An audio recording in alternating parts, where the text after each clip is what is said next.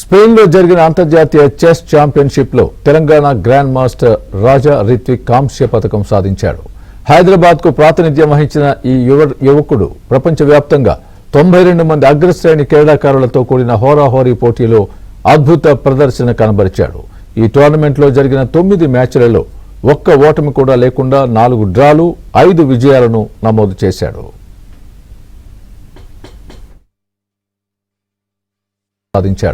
హైదరాబాద్కు ప్రాతినిధ్యం వహించిన ఈ యువకుడు ప్రపంచవ్యాప్తంగా 92 మంది అగ్రశ్రేణి క్రీడాకారులతో కూడిన హోరాహోరీ పోటీలో అద్భుత ప్రదర్శన కనబరిచాడు.